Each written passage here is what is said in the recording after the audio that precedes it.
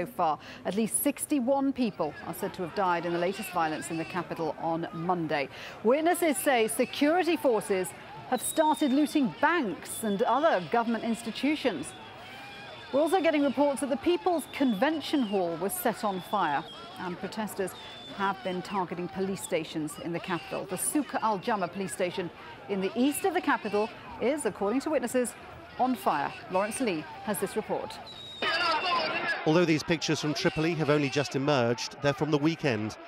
But what they purport to show mirrors the latest information from the protesters. Banks being looted, police stations on fire, dozens killed. Elsewhere, a military camp abandoned by soldiers has apparently been attacked from the air, presumably to stop demonstrators getting weapons. I have confirmed and very serious information. There is a military camp called Haniya, located about 15 kilometers west of Ajdabiya. It has been fully evacuated from all military and security forces. And because it has large arms stocks, unknown planes are now attacking it. They are trying to destroy it.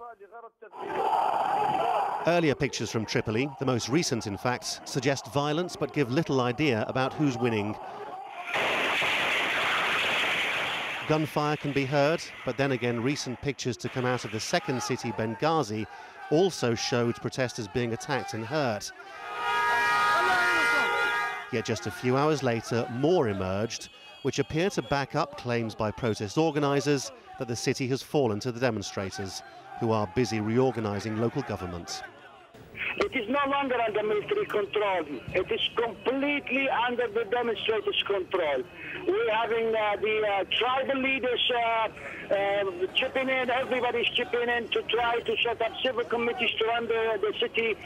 We have already successfully set up a committee to protect the subsidized goods warehouses, which are paramount because they have the flour and grains which are necessary for the bread in the city. Libya's leader has allowed himself to be filmed in recent days in front of his supporters, but has said nothing. His son did, though, warning in the strongest terms that the man who has run the country for 40 years won't go down without a fight. The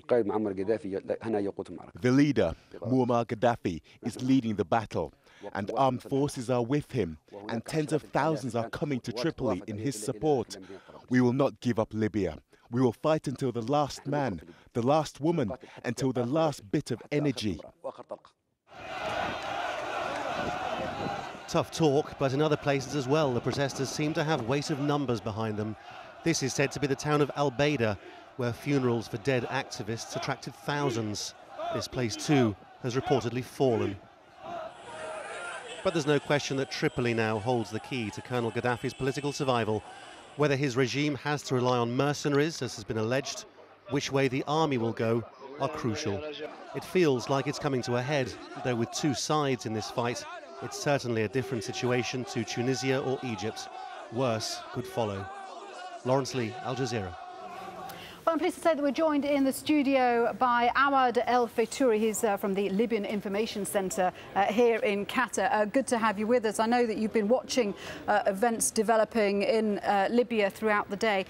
We heard Muammar Gaddafi's son there saying that if the violence doesn't stop, then it could lead to civil war. Is he right? I don't think so. I've been asked this question before by your colleagues. I think Saif al-Gaddafi is in a state of panic now. I think he's trying to pass a message to the West. I don't think he was talking to the Libyan people last night. But do you see the intensity of the protests increasing? We now have government buildings on fire, and we now have the protests have actually reached Tripoli, the capital. Yes. Well, this is the natural cause of the revolution. Everybody expecting that.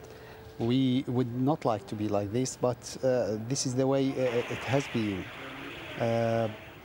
The Gaddafi's regime, I don't think they will surrender easily. They're still trying to do their best to last longer. Well, they say that they are interested in dialogue with the political opposition. Who are the political opposition? Who would they talk to?